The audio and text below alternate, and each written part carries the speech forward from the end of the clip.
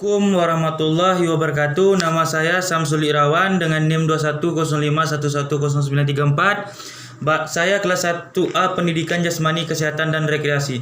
Baiklah, di sini saya akan menjawab beberapa pertanyaan dari ilmu urai, mata kuliah ilmu urai atau anatomi. Yang pertanyaannya adalah, yang pertama, jelaskan 5 macam gerak sendi. 5 macam gerak sendi yaitu yang pertama, sendi peluru bebas bergerak ke segala arah. Contoh, tulang lengan atas dengan gelang bahu. Yang kedua, sendi engsel memungkinkan gerakan ke satu arah. Contoh, tulang siku tulang siku dan lutut. Yang ketiga, sendi pelana memungkinkan gerakan kedua arah. Contoh, antara tulang ibu jari dengan tulang telapak tangan. Yang keempat, sendi putar. Tulang yang satu mengitari yang lain sehingga menimbulkan gerak rotasi. Contohnya antara tulang hasta dengan tulang pengupil. Yang kelima, sendi kaku. Kedua ujung tulang agak rata, tidak berporos. Contohnya tulang pergelangan mata kaki. Soal yang kedua adalah sebutkan 8 jenis nama sendi yang terdapat pada manusia. Yang pertama, sendi mati. Yang kedua, sendi kaku. Yang ketiga, sendi gerak. Yang keempat, sendi geser. Yang kelima, sendi engsel. Yang keenam, sendi gulung. Ketujuh, sendi putar. Dan yang ke-8, sendi peluru. Yang ketiga, sebutkan 4 katup yang terdapat pada jantung manusia. Yang pertama, katup trikuspid. Yang kedua, katup mitral. Yang ketiga, katup pulmonal. Dan yang keempat, katup aorta. Yang keempat, jelaskan mekanisme peredaran darah sistemik dan peredaran darah pulmonal. Peredaran darah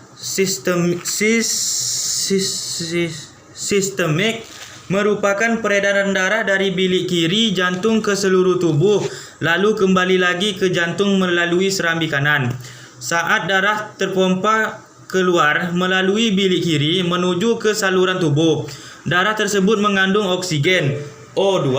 Darah yang sudah tidak mengandung oksigen nantinya akan kembali lagi ke jantung melalui serambi kanan. Secara singkat, sistem peredaran darah besar dapat dituliskan dengan skema sebagai berikut. Vertikal kiri sampai aorta, terus melalui arteri, melalui vena, terus cava inferior, melalui atrium kanan, jantung sampai seluruh tubuh dan kembali ke jantung. Terus sistem peredaran kecil atau pulmonal adalah sistem peredaran darah yang keluar dari serambi kiri kemudian masuk ke paru-paru dan kemudian lagi ke jantung. Pada peristiwa ini terjadi difusi gas di paru-paru yang mengubah kandungan CO2 karbon dioksida pada darah menjadi oksigen setelah keluar dari paru-paru. Jantung di sini sangat memiliki pengaruh besar dalam sistem peredaran darah kecil, yang mana meliputi bilik kiri, bilik kanan, serambi kiri, dan serambi kanan. Secara singkat, sistem peredaran darah kecil dapat dituliskan dengan skema berikut, yaitu vertikal kanan melalui arterial pulmoner, terus kapiler paru-paru, terus melalui atrium kiri, jantung, terus paru-paru sampai ke jantung lagi. Yang keenam, jelaskan pengertian sistem pencernaan manusia dan sebutkan secara berurut organ pada sistem pencernaan manusia, yaitu saluran pencernaan pun terdiri oleh organ utama dan organ lainnya yang membantu agar prosesnya berjalan dengan lancar. Contohnya adalah parankes, hati, dan kantung kemih. Organ organ pada sistem pencernaannya, yaitu yang pertama adalah mulut, yang kedua kerongkongan, ketiga lambung, keempat usus halus, usus besar, kelima usus besar, keenam rektum, ke-8 anus, dan ke-9 hati. Yang kelima, jelaskan pengertian sistem respirasi dan 3 fungsi sistem pernapasan atau respirasi, yaitu merupakan proses pertukaran oksigen dengan karbon dioksida. Oksigen yang dihirup masuk ke dalam tubuh dan karbon dioksida dikeluarkan. Fungsinya adalah yang pertama, membuat Anda bisa bicara dan membaui sesuatu. Yang kedua, mengalirkan udara sesuai suhu tubuh dan melembabkannya sesuai kondisi tubuh. Yang ketiga, melindungi saluran udara dari zat berbahaya dan iritasi. Yang ketujuh, jelaskan mekanisme terbentuknya urin.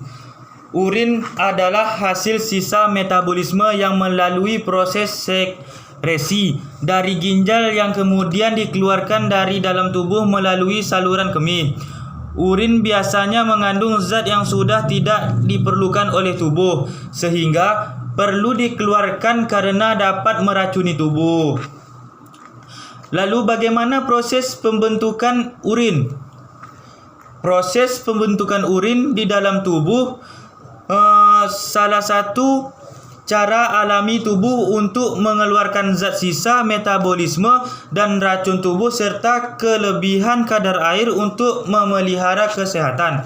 Proses pembentukan urin ini melibatkan beberapa organ, terutama organ seperti ginjal, kandung kemih, dan saluran kemih. Zat-zat sisa atau produk sampingan dari metabolisme butuh dikeluarkan oleh tubuh melalui pengeluaran urin dan tinja. Semakin banyak cairan dikonsumsi, maka semakin banyak urin yang akan dihasilkan oleh tubuh. Ke-8, sebutkan organ pada sistem indera beserta fungsinya, yaitu indera penglihatan atau mata. Indera penglihatan pada manusia adalah mata. Indera penglihatan disebut juga dengan fotoreseptor karena mata sangat peka terhadap rangsangan cahaya. Yang kedua, indera pendengar, yaitu adalah telinga. Indera pendengar manusia adalah telinga. Telinga selain berfungsi sebagai indera pendengar juga sebagai alat keseimbangan. Yang ketiga, indera pembau atau hidung. Indera pembau memiliki fungsi untuk merespon rangsangan bau.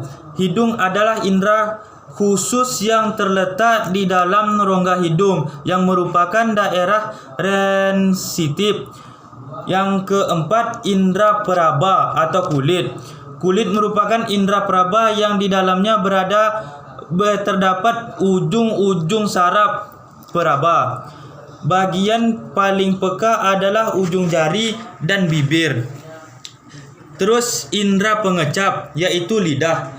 Lidah merupakan indera pengecap pada manusia. Pada permukaan lidah terdapat tonjolan kecil yang disebut papila, sehingga permukaan lidah terlihat kasar.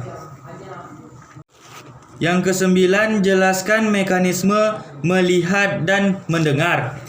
Mekanisme penglihat atau melihat itu cahaya masuk ke dalam mata melalui pupil. Yang kedua, lensa mata kemudian memfokuskan cahaya sehingga bayangan benda yang dimaksud jatuh tepat di retina mata. Yang ketiga, kemudian ujung saraf penglihatan di retina menyampaikan bayangan benda tersebut ke otak. Yang keempat, otak kemudian memproses bayangan benda tersebut sehingga kita dapat melihat benda tersebut. Mekanisme pendengaran. Mekanisme kerja indera pendengaran atau telinga sehingga kita dapat mendengar suara, yaitu getaran. Suara ditangkap oleh daun telinga lalu diteruskan ke saluran telinga, gendang telinga, terus tulang martil, terus ke tulang landasan, terus tulang sanggurdi, ke koklea, terus saraf pendengaran. Mekanisme lengkap dari kerja indera pendengaran akan dijelaskan pada pembahasan di bawah. Selain berfungsi sebagai indera pendengaran, telinga juga berperan sebagai alat keseimbangan. Soal yang terakhir atau yang ke-10, jelaskan hubungan antara sistem indera dan sistem saraf. Hubungan antara sistem indera dan sistem saraf adalah merupakan kesatuan dari sistem koordinasi yang saling berhubungan. Sistem saraf berfungsi untuk menerima dan mengantarkan rangsangan ke seluruh tubuh. Alat indera merupakan alat pada tubuh yang dapat menangkap rangsangan karena pada alat indera terdapat ujung saraf sensorik. Mungkin sekian dari saya. Bila terdapat jawaban yang salah dan kurang, saya mohon maaf. Saya akhiri dengan doa.